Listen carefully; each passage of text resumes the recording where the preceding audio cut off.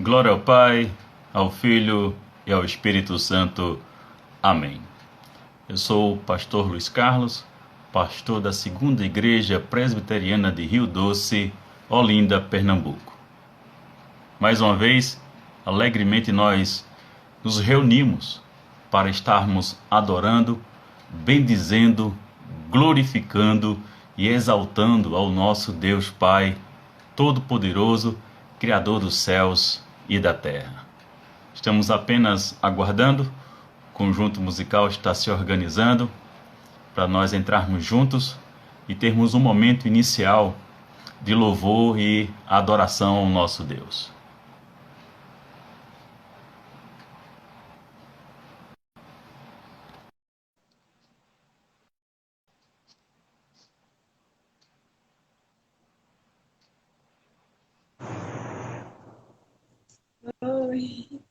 Graça e paz, meus queridos. Amém. Louvado seja Deus pelo privilégio que a gente tem de estarmos juntos adorando seu nome.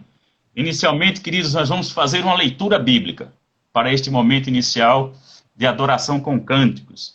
Salmo de número 105, dos versos 1 ao 4.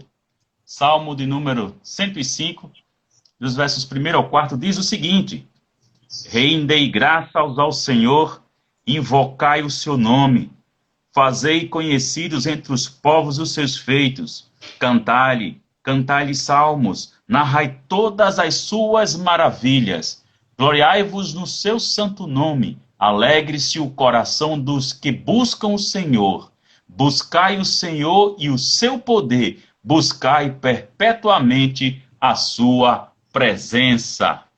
Vamos orar, meus irmãos, e após a oração, os amados estarão nos conduzindo no louvor e adoração a Deus com os cânticos.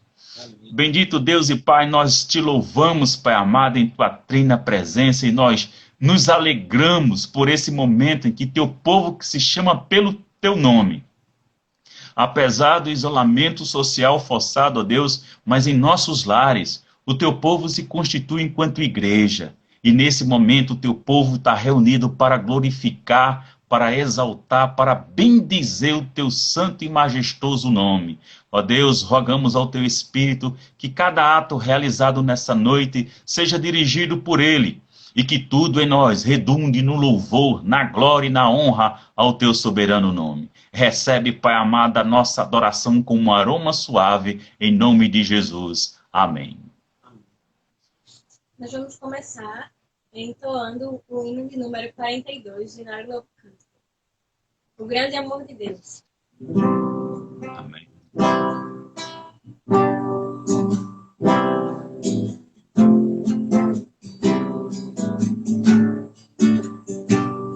A Deus demos glória por seu grande amor, o Filho bendito por nós todos deu, e a graça concede ao mais vil pecador, abrindo-lhe a porta de entrada no céu.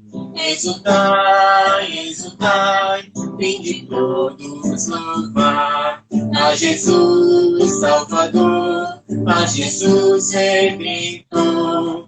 A Deus demos glória por quanto nos céus seu Filho bendito por nós todos deu. Ó graça real, foi assim que Jesus, correndo o seu sangue por nós derramou. Herança no céu, como os santos em luz, legou-nos aquele que o preço pagou.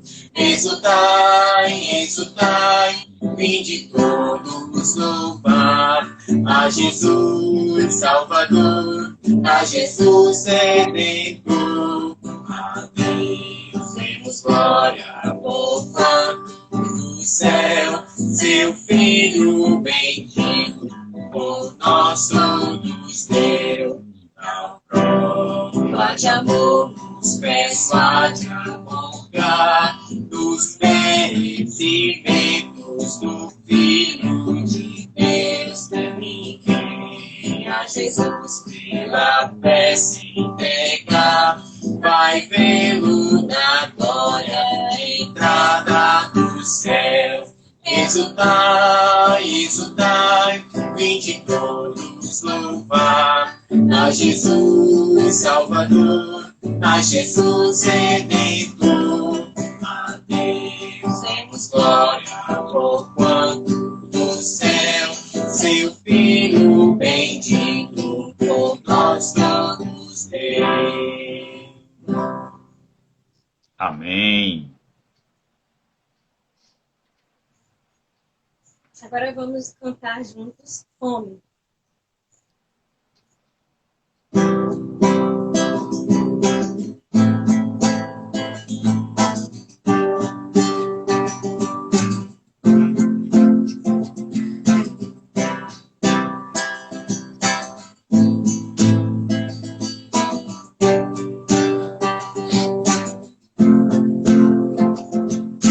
Vem mate você, que só tu podes tocar. Temos fome, mas o teu amor me suprirá. Eu espero em ti, sim, espero por ti, me rendo aos teus pés, me prostra quem tu és. Jesus, meu coração vive por ti.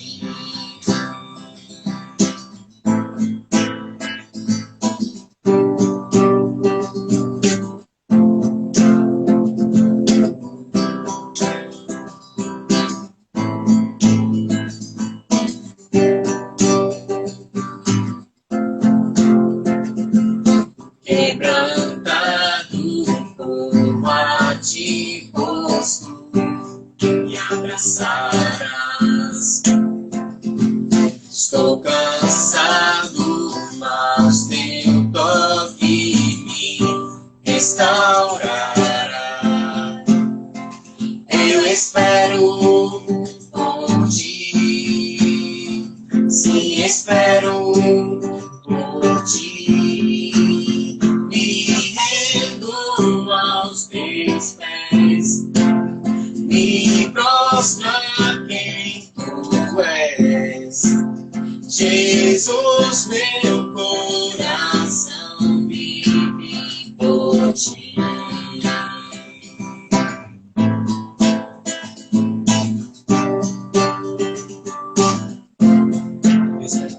Eu espero por ti, sim, espero por ti.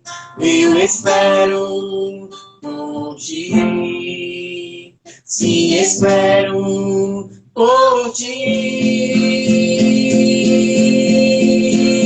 Me rendo aos teus pés, me prostra quem tu és. Jesus, meu coração vive por ti. Me rendo aos teus pés, me prostra quem tu és. Jesus, meu coração vive por ti.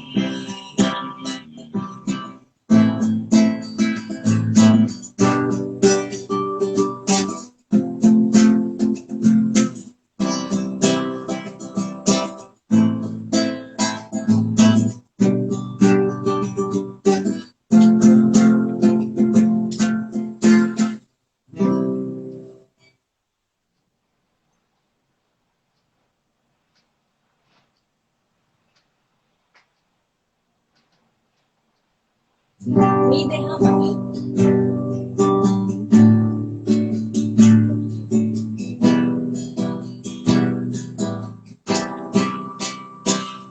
Eis-me aqui, outra vez, diante de ti, abro meu coração, meu clamor, tu escutas e fazes cair as barreiras em mim. És fiel, Senhor, e dizes palavras de amor, esperança sem fim, ausente pelo toque. Por tua bondade libertas meu ser no calor deste lugar. Eu venho me derramar, dizer que te amo, me derramar, dizer-te preciso, me derramar, dizer que sou grato, me derramar, dizer que és formoso.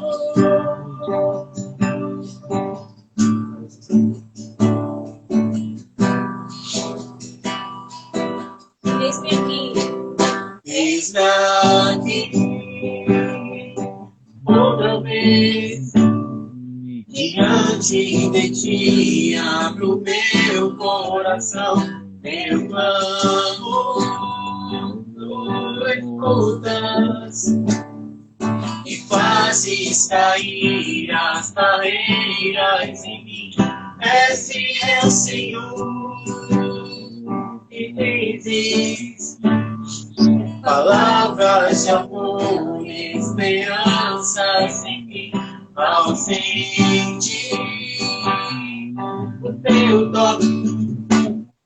Por tua bondade libertas meu ser no calor deste lugar. Eu venho me derramar, dizer que te amo, me derramar, dizer-te preciso, me derramar, dizer que sou grato, me derramar, dizer que sou formoso, me derramar, dizer que te amo, me derramar, dizer-te preciso, me derramar, dizer que sou grato, me derramar, dizer que és formoso.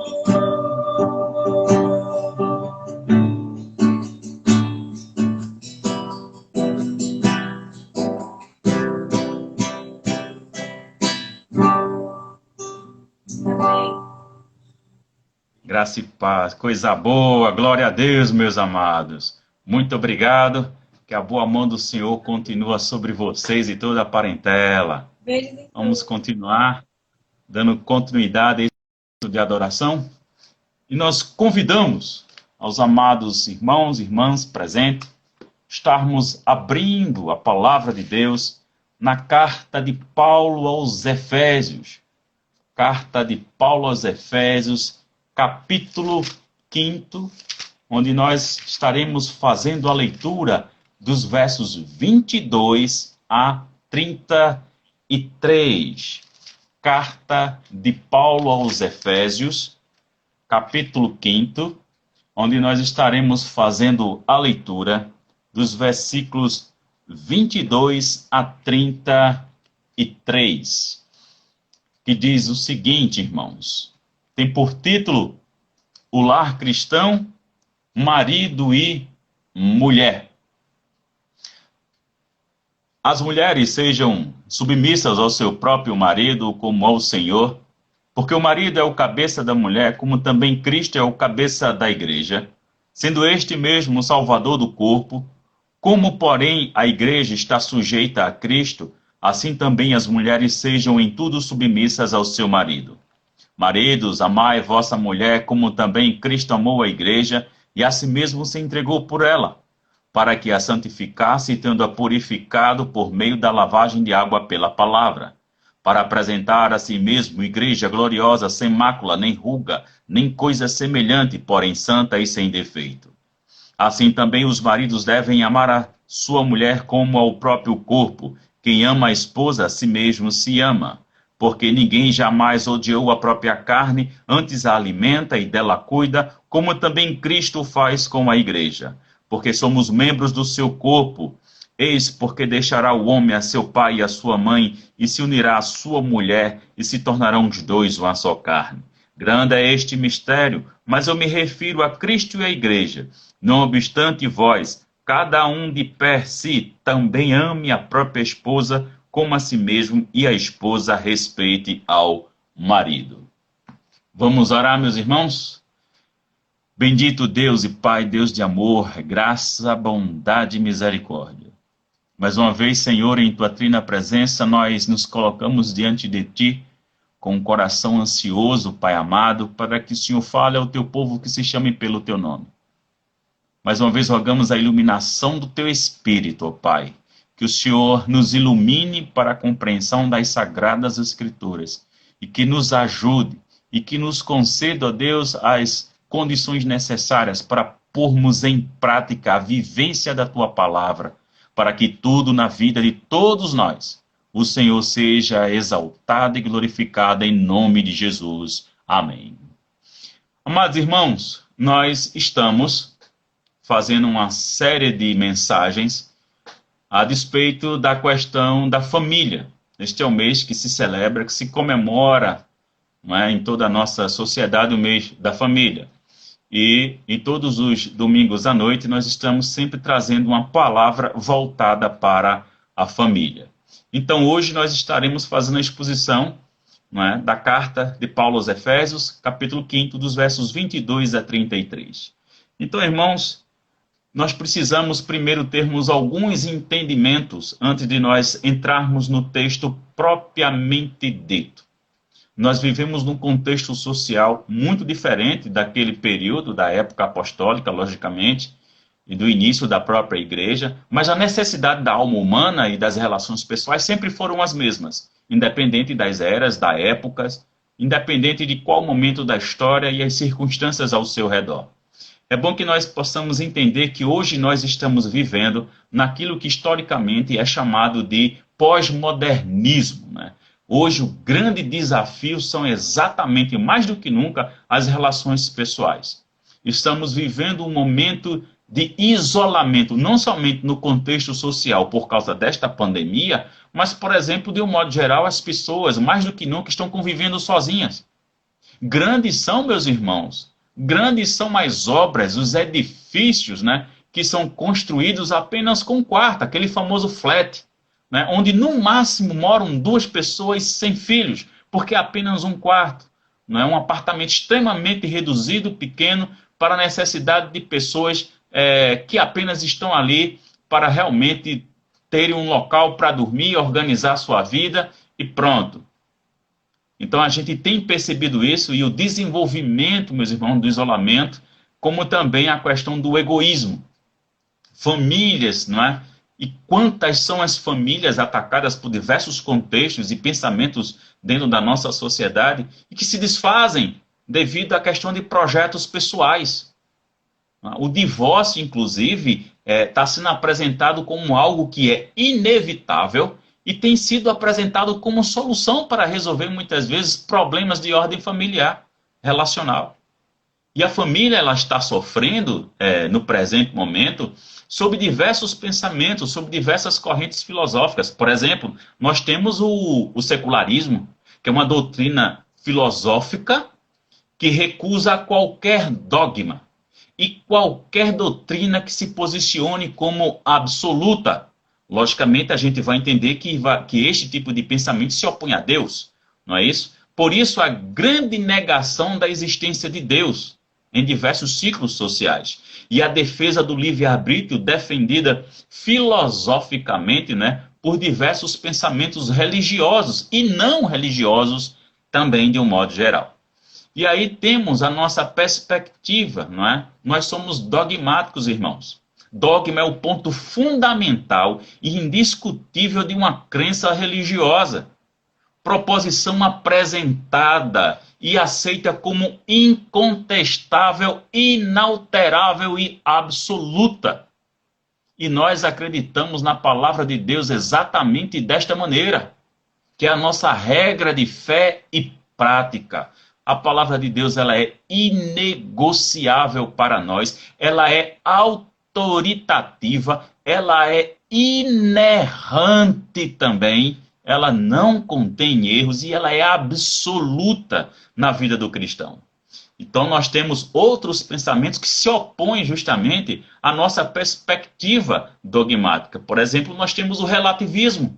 Hoje é muito claro e é comum a gente ver as pessoas dizerem, mas isso é relativo. Exatamente, é a influência desse pensamento, que é uma teoria filosófica segundo a qual o conhecimento humano não é um conhecimento absoluto das coisas, mas sim um conhecimento relativo à constituição do espírito e às relações do espírito com as coisas. Vejam a que ponto as coisas vão chegando e muitas vezes nós não temos a percepção de que essas coisas estão influenciando muitas vezes o pensamento de diversas pessoas. Nós temos aquilo também chamado de existencialismo. É um outro pensamento, irmãos, que tem um centro de suas reflexões na existência humana, considerada como existência livre, desprovidas de normas e de essência abstrata e universal, sendo o homem o responsável pelo seu próprio destino. E a gente ainda tem mais coisas nos influenciando a sociedade de modo geral. A gente tem aquilo chamado humanismo filosófico. É uma visão ou modo de vida centrado nas necessidades e no interesse do ser humano, unicamente e exclusivamente. E nós temos subcategorias desse tipo de humanismo, que inclui o humanismo cristão e o humanismo pós-moderno. O humanismo cristão, meus irmãos, ele está sendo definido como uma filosofia que defende a autorrealização humana dentro da estrutura dos princípios cristãos. Esta fé com maior direcionamento humano, ela é em grande parte produto da Renascença e representa um aspecto daquilo que produziu o humanismo neste período histórico. Este é o pensamento de algumas igrejas que se denominam também evangélicas. Então, meus irmãos, vemos todo esse grande e desafio de sermos uma família cristã. Eu proponho justamente esse tema, o desafio da família cristã. Porque quando nós paramos para pensar em todas essas correntes de pensamento que existem hoje na sociedade, influenciando e determinando comportamentos, vem o desafio da nossa parte. Exatamente, a preservação da família cristã. A preservação da nossa família. E aí, mediante tudo isso, nós temos o primeiro desafio. Compreender o que é a família. Eu e você precisamos compreender exatamente o que é a família. A família, meus irmãos, ela é a mais antiga e a mais básica das instituições humanas. A família foi estabelecida pelo próprio Deus. E tendo na cultura israelita do Antigo Testamento, como na cultura helênica do Novo Testamento, a estrutura da família poderia existir ou poderia consistir em pais, em filhos, parentes de várias gerações, servos e amigos. E isso depende muito, inclusive, dependia, vamos assim dizer, da questão econômica do pai da família, do chefe da família, vamos assim dizer. Não é? A Bíblia ela nos mostra de forma bastante relevante e importante como uma unidade espiritual e base do treinamento para o caráter adulto maduro. Esse é um dos entendimentos que nós temos acerca da Escritura a respeito do que é ser família. Por isso, eu sempre afirmo Eu tenho uma afirmação comigo que eu gosto sempre de repetir. Se nós temos uma família estruturada, nós temos uma sociedade estruturada. Se nós temos uma família desestruturada, consecutivamente nós teremos uma sociedade desestruturada. Por quê, meus irmãos? Porque a família, ela é a base da estrutura da sociedade. A família é a base da estrutura também da própria igreja cristã. Se você tem uma família desestruturada, o que é que você vai ter na igreja? Consecutivamente. Uma igreja na mesma perspectiva, irmãos. Então, meus amados, a Bíblia descreve, não é? Descreve uma clara estrutura da sociedade nesse aspecto aí. E vai nos mostrar a autoridade dentro da família pela qual o marido conduz a esposa e os pais que conduzem, respectivamente, seus filhos. Então é bom que nós tenhamos esse entendimento. Porém, irmãos, como toda liderança deve ser exercida com uma forma de ministério. Exatamente. Ministério. Ao invés, irmãos, de uma tirania, assim esses papéis de liderança doméstica devem ser cumpridos em amor. A nossa postura, a nossa atitude enquanto pai, enquanto mãe, deve ser amorável. O quarto mandamento exige que o chefe de família conduza toda a sua família na observância do dia do Senhor, por exemplo. O quinto mandamento exige que os filhos respeitem os pais e se submetam a eles. E como nós bem entendemos, meus amados irmãos e irmãs, nosso Salvador, ele foi exemplo em todas as circunstâncias e situações. E eu gosto muito dessa passagem aqui, que é muito importante a gente compreender. O Evangelho de Lucas, capítulo 2, e o versículo 51, que diz exatamente o seguinte: e desceu com eles para Nazaré, e era-lhes submisso. Sua mãe, porém, guardava todas estas coisas no coração. Esse é o exemplo do nosso Salvador na qualidade de filho. Essa semana, meus irmãos, eu recebi um vídeo de uma menina de 12 anos dando o maior chilique dentro de um voo. E as pessoas impressionadas com aquilo. E eu, no início, fiquei pensando que a menina estava com a crise de pânico, porque isso acontece. Isso é fato, isso é uma realidade. Pensei que ela estivesse tendo justamente uma crise de pânico, que tivesse medo de voar. E a mãe tentando agarrar ela, e ela se esticando e pendendo para um lado, pendendo para o outro. E o pessoal tudo se assustando, tudo se alardeando com aquela situação. E aí, o que é que nós compreendemos? Qual era o problema? Foi que a mãe tinha tomado o celular da menina.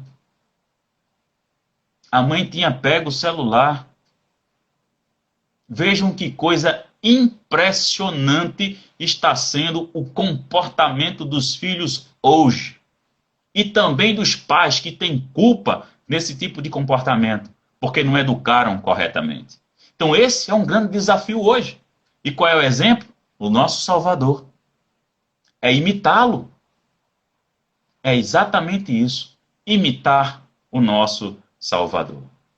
Então, meus irmãos, mais tarde, nosso Salvador, ele se pôs ferozmente a supostos gestos de piedade que, na realidade, eram formas, não é, de evitar a responsabilidade para com os pais. Isso a gente verifica em Marcos, capítulo 7, versos 6 a 13. E o seu último ato, antes de morrer, constituiu em tomar providência quanto ao futuro de sua mãe. Exatamente isso. Vamos nos lembrar quando ele estava na cruz. Evangelho de João, capítulo 19, os versos 25 a 27. O que é que o nosso Salvador ali diz? E junto à cruz estavam a mãe de Jesus e a irmã dela, e Maria, mulher de Clopas, e Maria Madalena. Vendo Jesus, sua mãe, e junto a ela o discípulo amado, disse: mulher, eis aí teu filho. Depois disse ao discípulo: eis aí tua mãe. Dessa hora em diante, o discípulo a tomou para casa. Vejam que coisa extremamente importante, preocupado exatamente com a sua mãe, a postura que o Salvador tem em ter esse cuidado excepcional com ela. Nós não sabemos o que acontece com José. A história não fala a respeito de José, mas fala desta preocupação do nosso Salvador em manter sua mãe com cuidados em família.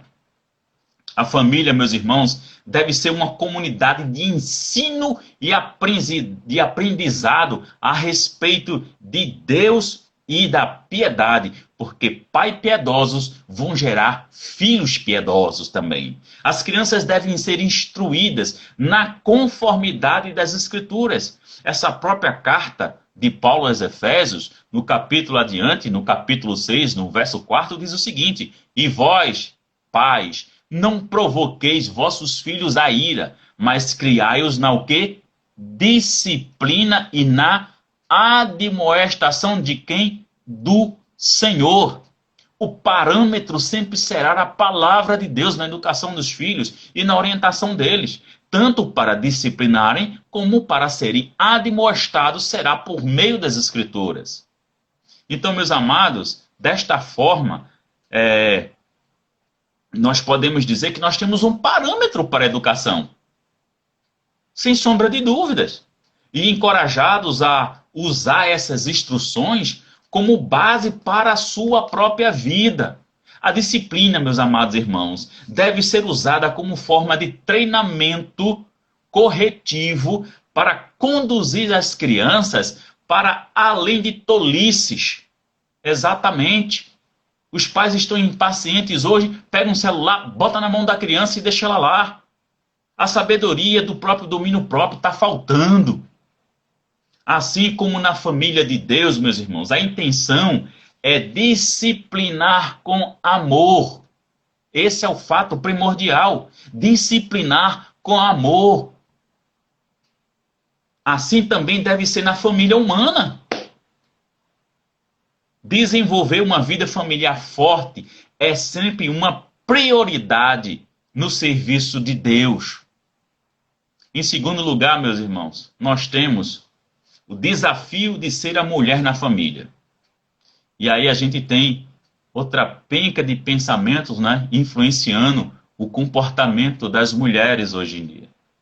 O feminismo é uma das formas aí que tem influenciado muitas pessoas dentro desse contexto aí social que nós estamos vivendo hoje. Então nós temos o desafio de ser a mulher na família. Hoje existe esse desafio. Pasmem, eu já vi reportagem, irmãos, de inversão de papéis. A mulher saía para trabalhar, porque o seu salário era melhor que o do marido, e aí o marido ficava em casa cuidando do bebê, lavando, passando, cozinhando, varrendo. Essa inversão aí de valores. Então, meus irmãos, nenhuma instituição sobre a face da terra é tão sagrada quanto a família. Nenhuma. E ao mesmo tempo, nenhuma é tão básica. Segundo a atmosfera moral e religiosa na família, assim será na igreja. Por isso que eu estava dizendo, família desestruturada, sociedade desestruturada. Família desestruturada, igreja também desestruturada, irmãos. Na nação e na sociedade em geral, se a família for desestruturada, todo o restante também o será. Ora, meus irmãos, em sua bondade para com a mulher, o Senhor, que sabe perfeitamente que dentro do núcleo da família, a maior parte dos cuidados em relação aos filhos repousa sobre a esposa. Se agradou então em não sobrecarregá-la. É por isso, meus amados irmãos, que colocou a responsabilidade última no tocante à família sobre os ombros do esposo. segundo os dons que a esse foram dados na criação. Aqui, pois, meus irmãos, através de seu servo, o apóstolo Paulo, o Senhor determina à esposa o dever de obedecer a seu marido. Mas aí, a gente precisa entender algumas questões sobre isso. Tal obediência deve ser uma submissão voluntária de sua parte.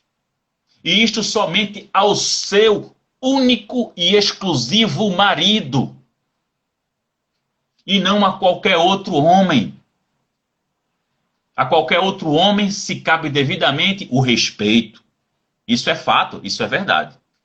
Mas a submissão é ao seu marido, é ao seu esposo. O que tornará esta obediência mais fácil? Logicamente, deve ser exclusivamente ao seu marido essa submissão. Ora, como parte da obediência a ele, o mesmo que morreu por ela. Por isso a expressão como ao Senhor. Não é isso?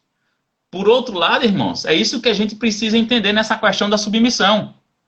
Que ele se pede fazê-lo como ao Senhor. Ou seja, como parte de sua obediência ao Salvador. E este mesmo morreu por ela. Esse é o entendimento. Por quê, irmãos? A submissão da Igreja a Cristo é voluntária, devotada, sincera, entusiástica, fervorosa. É assim que deve ser. Então, meus amados irmãos, é uma submissão motivada não somente pela convicção. Isto é bom e justo porque Deus o exige. Mas também, não é? É bom que se entenda e que fique claro, meus irmãos, por amor, em resposta ao amor de Cristo. Em resposta ao amor de Cristo. Que o mesmo seja a realidade com referência à submissão das esposas a seus esposos. Além disso, a obediência não deve ser parcial. Não é parcial. De modo que a esposa obedeça a seu esposo quando tudo, não é, sucede de acordo com os seus desejos, venham a se coincidir com os desejos dela. Não. Se não completa em tudo. Tudo é tudo. Agora, vamos a alguns entendimentos a respeito disso. Ok? Porque a gente precisa ter também aqui o fiel da balança quando se afirma essas coisas. Esta pequena fase, meus irmãos, contudo, não deve ser interpretada, vamos assim dizer, como se quisesse dizer absolutamente em tudo. Vamos ter cautela com isso. Por quê? Se o esposo exigisse dela algo contrário aos princípios morais e espirituais estabelecidos na palavra de Deus, ela vai ter que fazer? Ela deverá fazer? Não, meus irmãos. Assim a gente teria uma submissão completamente, totalmente errônea. Seria equivocado. Extremamente equivocado. Que a esposa cuide, pois cuide de prestar a seu esposo todo o respeito, como diz o texto. E em terceiro lugar, irmãos, nós temos o desafio de ser a cabeça da família. O desafio de ser a cabeça da família. Irmãos, recentemente eu vi uma jornalista europeia fazendo uma reportagem que me deixou assim alerta. Alerta. Realmente em alerta. Pois ela colocava que o homem europeu está sendo um homem feminilizado. Exatamente isso. Em outras palavras, os homens europeus estão sendo femininos. É exatamente o que está acontecendo. E é triste esse tipo de mudança de comportamento, porque são influências que não são boas e descaracterizam exatamente o propósito de Deus para cada homem existente. Então nós paramos para pensar e para refletir o que é que está acontecendo sobre isso. Por que as coisas estão chegando a esse ponto? E aí nós, homens, cristãos, precisamos defender a verdadeira masculinidade. E eu quero que vocês prestem atenção no seguinte: masculinidade não é machismo. Masculinidade bíblica não é machismo. Da mesma forma, a feminilidade bíblica não é feminismo. Porque feminismo, meus irmãos, e machismo são antagônicos à vontade de Deus. São contrários à vontade de Deus. Então, ser masculino mediante a Bíblia é uma coisa. Ser feminina mediante a Bíblia é outra coisa. E é disso que a gente procura tratar e ter cuidado e direcionar a igreja do nosso Senhor para se conservar dentro do parâmetro bíblico de comportamento. Então, meus irmãos, um lar sem cabeça, o que é que ele é? Um convite ao caos. Ou um lar com a cabeça alterada, pior ainda. Pior ainda. É bem pior.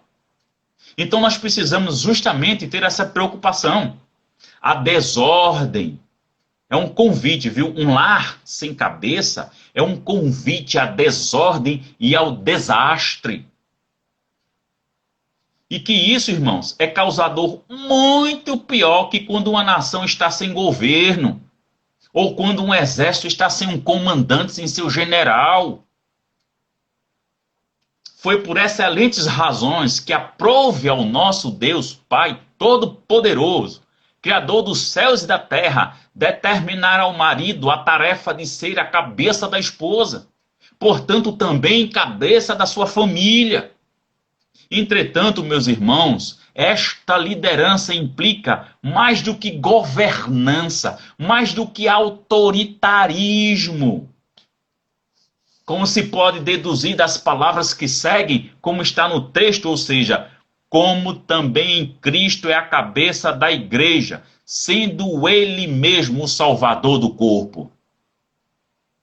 Como também Cristo é a cabeça da igreja. Veja o exemplo para o homem ser cabeça de sua família. É imitando Cristo, é imitando o nosso Salvador, na maneira com que ele trata e cuida da necessidade de sua igreja.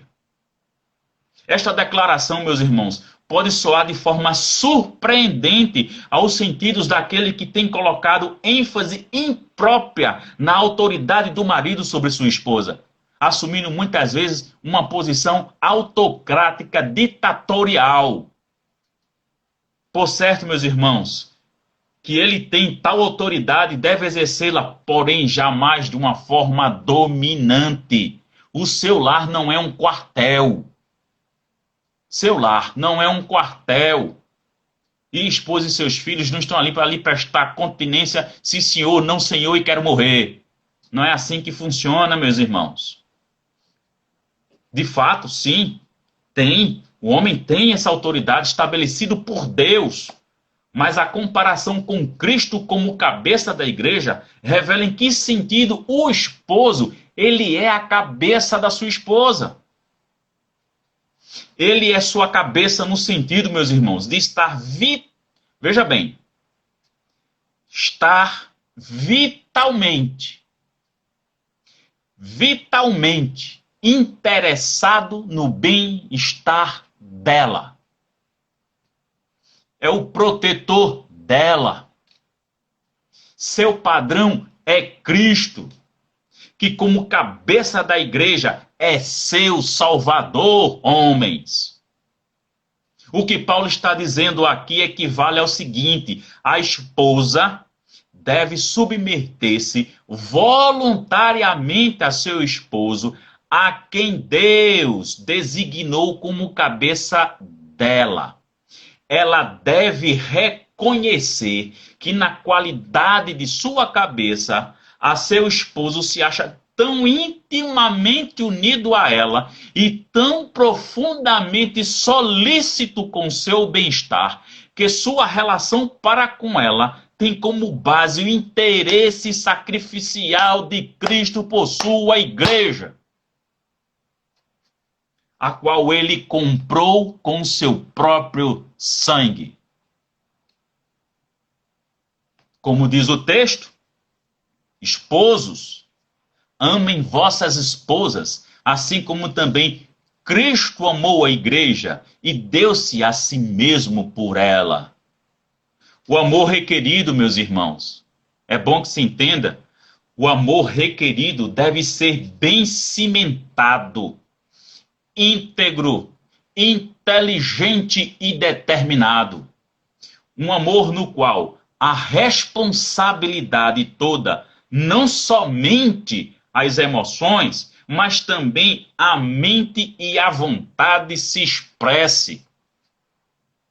A principal característica deste amor, todavia, é que ele é espontâneo e abnegado, pois ele é comparado ao amor mais excelente, que este é inconcebível, ao amor de Cristo.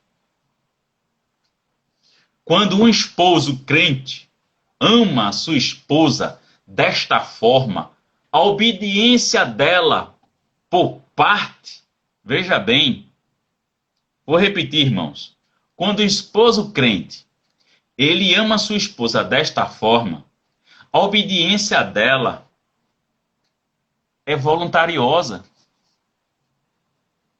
é amorável. Digamos assim, meu esposo me ama de forma tão profunda e é tão bom para comigo que a primeira oportunidade me apresso em obedecê-lo. Os esposos devem amar suas esposas com um amor que atinja o próprio sacrifício, tal como o amor de Cristo para com a igreja. Mas antes, ao assim proceder, eles devem auxiliar suas esposas a progredirem na santificação. Exatamente. Sem dúvida, é uma grande responsabilidade por parte dos maridos. Os esposos devem amar suas esposas pelo que elas são. E também devem amá-las ao ponto de torná-las naquilo que elas devem ser. Aquele que ama sua própria esposa, a si mesmo se ama, que é a verdade trazida por Paulo nesse texto. Ah, meus irmãos, há em cada homem, diz Paulo, por sua própria natureza, amor por si próprio. Quem é que não se ama? Se você não se ama, você não consegue amar ninguém. Então, de forma natural, Paulo diz, todo homem se ama. Nenhum homem, porém, pode amar a si próprio sem amar a sua esposa. Portanto, o homem que não ama a sua esposa é um monstro. Desculpe a expressão forte e pesada, mas é um fato. O matrimônio, meus irmãos, o casamento, ele foi instituído por Deus com o propósito de o homem e a mulher se tornarem o quê? Uma só carne, como Paulo repete esse texto, justamente para a igreja de Éfeso. E nós não podemos nos apartar desta verdade. Está muito claro, não somente, meus irmãos, a questão de sermos uma só carne, como o texto expressa, mas ele é claro em dizer, deixará o homem pai e mãe. E parece que tem muita gente que não entendeu isso ainda hoje não, viu? Porque a quantidade de gente que se casa e está morando com os pais, isso é um absurdo. A Bíblia é clara exatamente em ensinar, deixará o homem pai e mãe. Sabe por quê, irmãos? Porque quem casa, quer casa.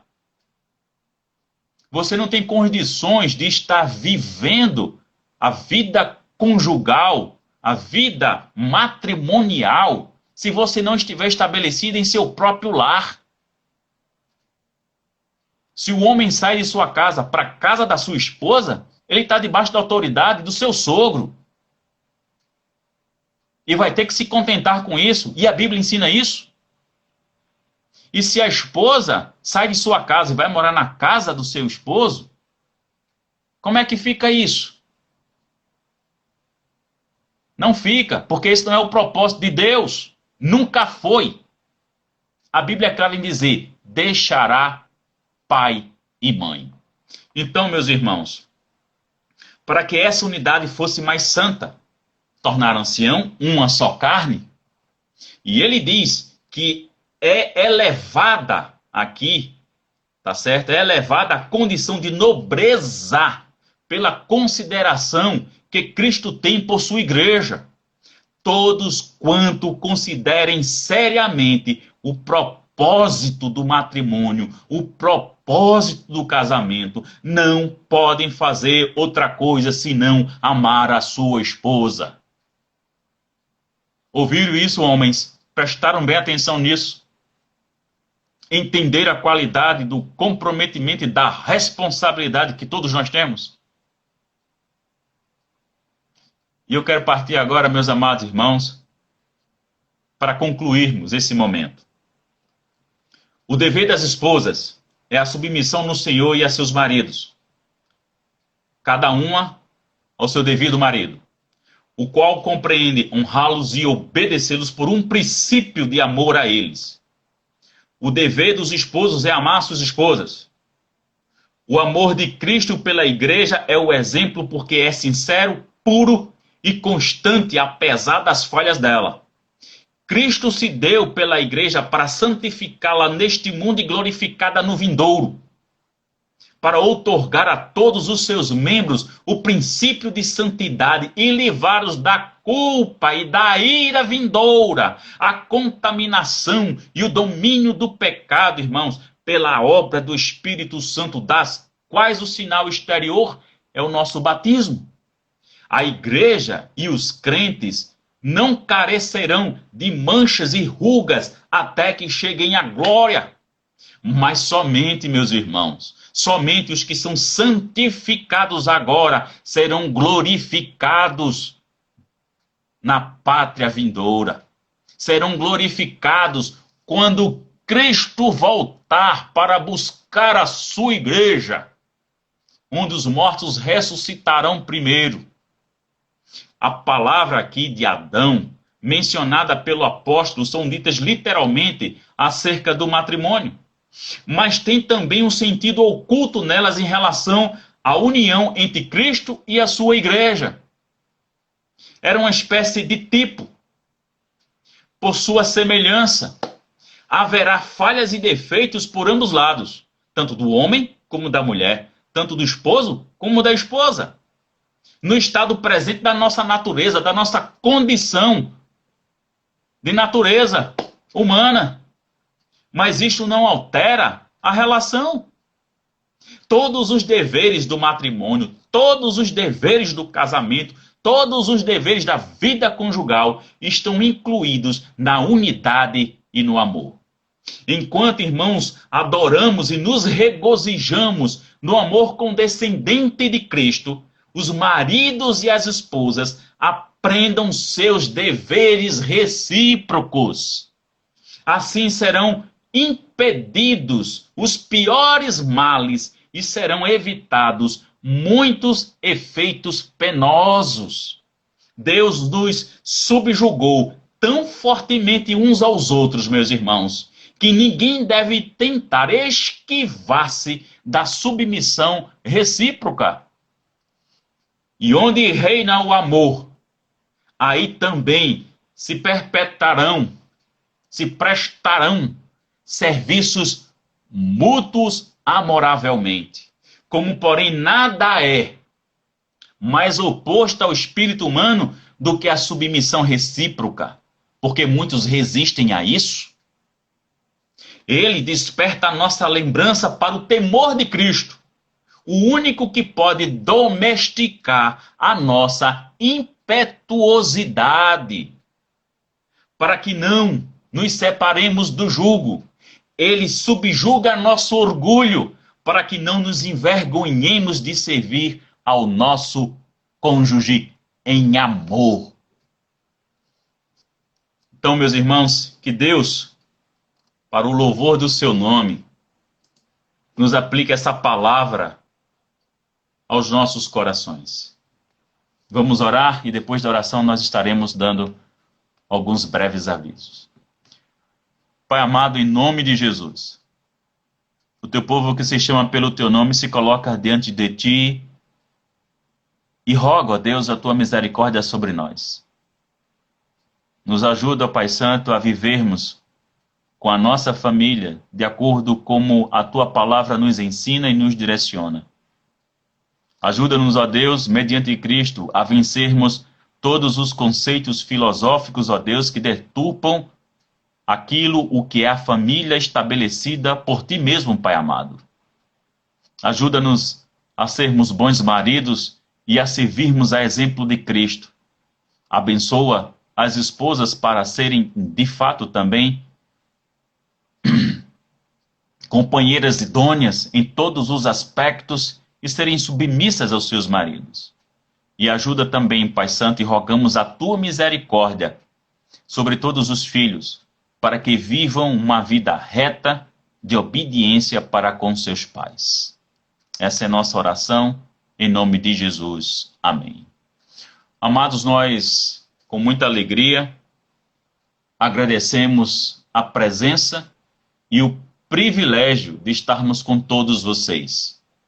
Para quem não nos conhece, eu sou o pastor Luiz Carlos, pastor da Segunda Igreja Presbiteriana de Rio Doce, Olinda, Pernambuco.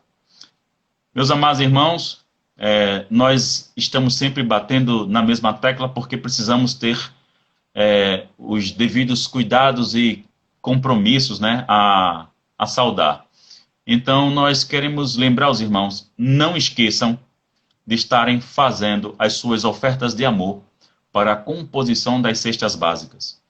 Mas, antes de o fazê-lo, antes de entregarem ao nosso diácono Aloísio, que também é o tesoureiro da igreja, por favor, liguem primeiro para ele para saber qual é o tipo de gênero alimentício que esteja em maior falta para que as cestas básicas sejam feitas com equidade, tudo corretinho, sem estar faltando nada para os amados irmãos. Sabemos que alguns irmãos já perderam emprego, sabemos que alguns são autônomos, não estão recebendo, mesmo aqueles que estejam recebendo, meus irmãos, o auxílio do governo, mas imagine, né, que R$600 não é suficiente para quem tem 2 filhos e ainda paga aluguel, por exemplo. Então nós estamos sempre referindo essa situação para que nós estejamos cuidando dos nossos, para depois a gente cuidar dos de fora. Então, meus irmãos, não deixem. E qualquer coisa, meus amados, vocês têm o boletim da igreja. Lá tem o telefone de todos os diáconos e os auxiliares da diaconia. Então, se você está no grupo de risco, não saia de casa, não. Ligue. Ligue e os irmãos vão na sua casa, marca dia, marca o horário direitinho. Um dos diáconos ou um dos auxiliares passa na sua casa, pega a sua oferta de amor, recebe sua oferta financeira, recebe seu dízimo e entrega lá com o diácono Aloísio. Eu reforço, se você está na posição de risco, não saia de casa. E se você prefere utilizar o aplicativo, né, no celular para fazer a transferência bancária, entre em contato conosco pelo direct aqui no próprio Instagram, como você pode também passar um zap para nós, aí a gente fornece a conta que alguns irmãos estão fornecendo para este momento que nós estamos vivenciando. Nós estamos nos organizando, irmãos, para que na próxima semana a gente consiga fazer a transmissão via YouTube. Um dos nossos irmãos conseguiu um aplicativo que vai nos ajudar nesse sentido. Então não esqueça de estar fazendo a sua inscrição no nosso canal. Tá? Veja lá no início da nossa página, abra lá, dê uma olhadinha, veja que tem o nosso canal, faça a sua inscrição. Nós estamos nos organizando para podermos fazermos a transmissão via YouTube, porque lá, meus irmãos, a gente vai conseguir trabalhar por mais de 1 hora. Aqui no Instagram é extremamente limitado. É exatamente 60 minutos e não passa disso. Então, que a boa mão do Senhor esteja sobre todos vocês, Graça e paz de Cristo vos sejam multiplicadas e até amanhã, 9 horas, que nós estaremos trazendo a devocional de segunda a sexta-feira. Um forte abraço em todos e